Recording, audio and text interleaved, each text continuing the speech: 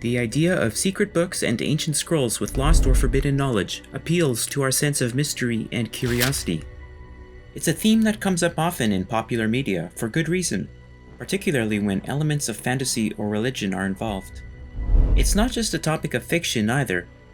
Ancient lost books really are discovered from time to time.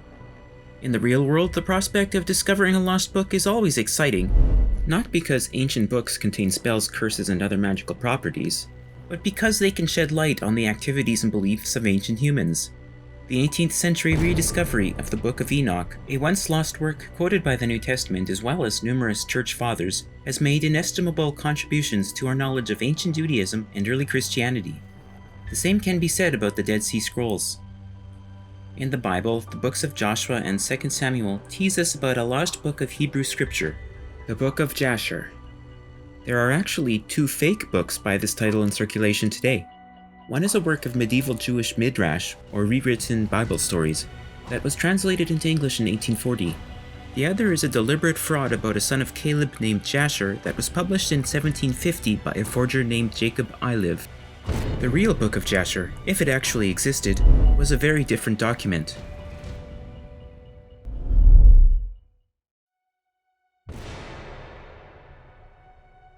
Quote 1. The Son at Gibeon. If you search for Jasher in your favorite Bible search engine, you'll only get 2 results. However, there are actually 3 references to Jasher in the Bible for us to look at, as we shall see shortly. Before going further, I should point out that, although English Bibles transliterate Jasher as though it was a personal name, the title is better translated as the Book of the Upright. We will keep calling it Jasher though, for the sake of tradition. The first mention of it is found in Joshua chapter 10. Sun in Gibeon stand still, and moon in the valley of Ajalon. And the sun stood still, and the moon stopped, until a nation took vengeance on its enemies. Is this not written in the Book of Jasher? What we have here is an excerpt from a Hebrew poem about the personified sun and moon, as well as some kind of battle. It's been inserted into the story of Joshua's war against the Amorites, but most scholars believe the original context of the poem was quite different.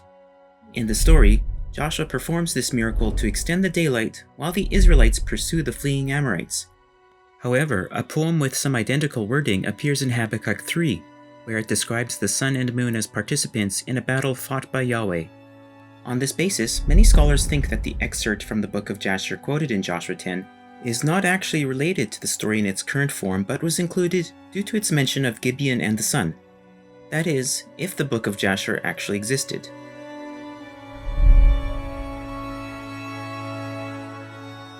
Why do I say if it existed? It was not unusual for ancient writers to cite made-up sources to bolster the credibility of their stories. In fact, this is a common technique in modern storytelling as well. For example, the novel The Princess Bride by William Goldman is presented as a shorter version of another book by the same title, which does not actually exist. Mark Danielewski's novel House of Leaves is mainly concerned with a fictional book called The Davidson Record, which in turn is an academic critique of a non-existent documentary film. In the preface to The Name of the Rose, author Umberto Eco claims to have based his novel on a French book from the 19th century that contained an older medieval manuscript, but this is all a fiction that sets the tone for the main story that follows.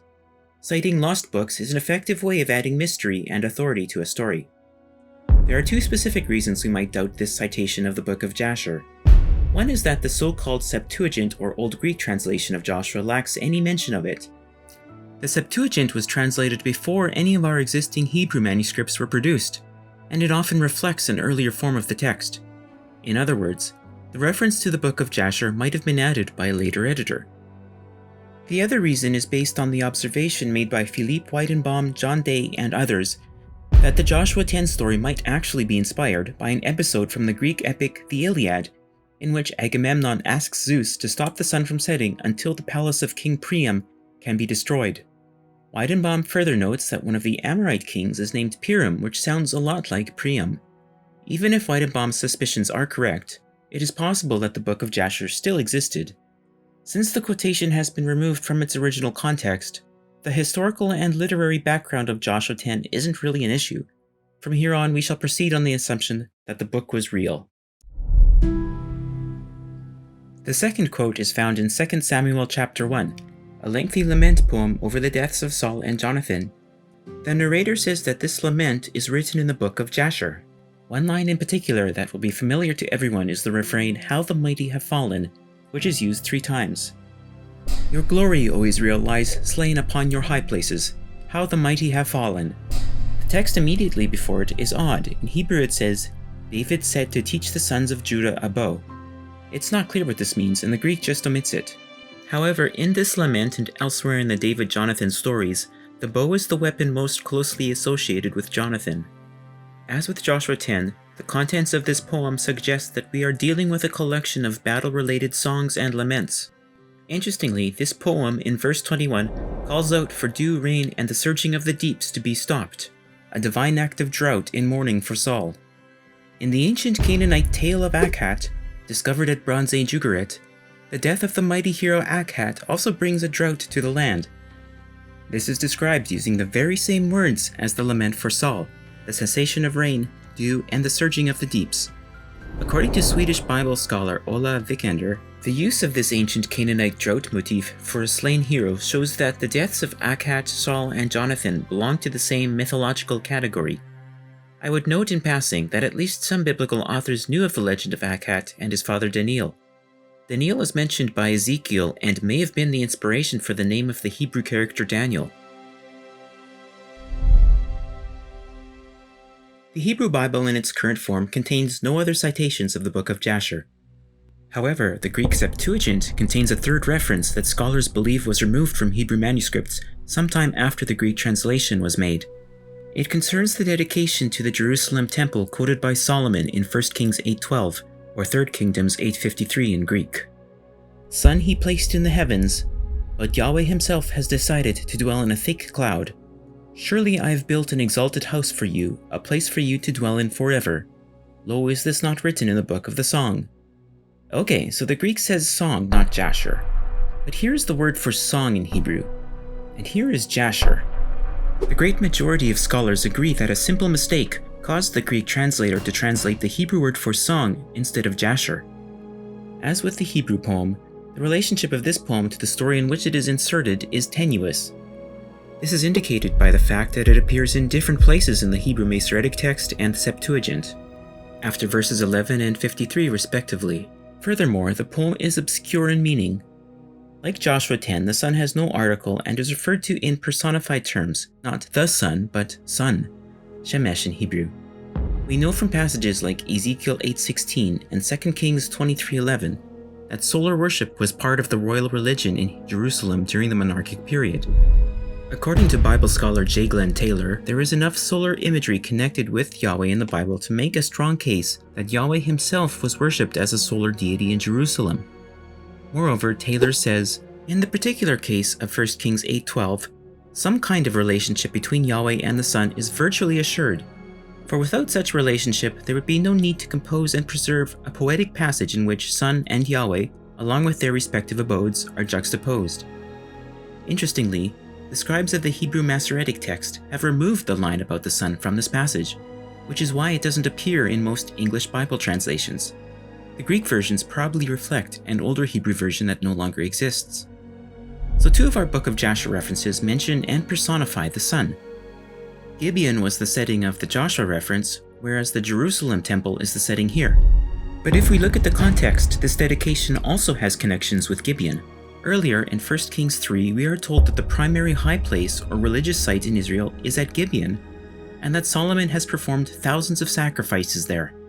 Yahweh appears in person to Solomon on just 2 occasions, once at Gibeon and once at Jerusalem after the new temple has been built. Gibeon is also associated with Yahweh in 2 Samuel 21. In this odd story, Gibeon is described as the mountain of Yahweh, and Yahweh has imposed a 3-year famine on Israel because of Saul's crimes against Gibeon. The famine is lifted when David hands over the 7 grandsons of Saul to the Gibeonites to be impaled before Yahweh as an apparent human sacrifice. Solomon's temple dedication prayer apparently alludes to this same famine in 1 Kings 8:35. At any rate, within Samuel and Kings, Gibeon is portrayed as an important religious sanctuary inhabited and protected by Yahweh during the early days of the monarchy. The remainder of Solomon's dedication prayer emphasizes that Yahweh's people are to pray in the direction of the temple from now on.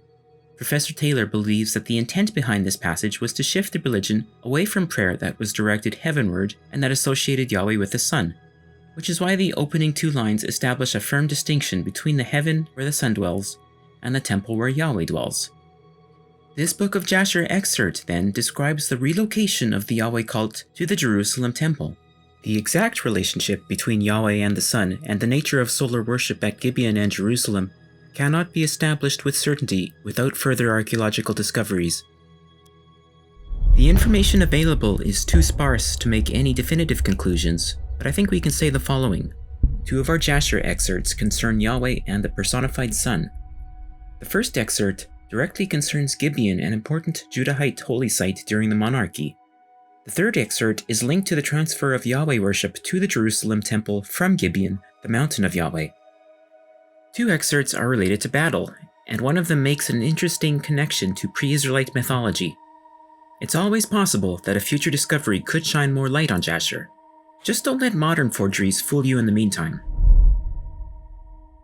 The people of Israel have built this temple as a dwelling place for the God Most High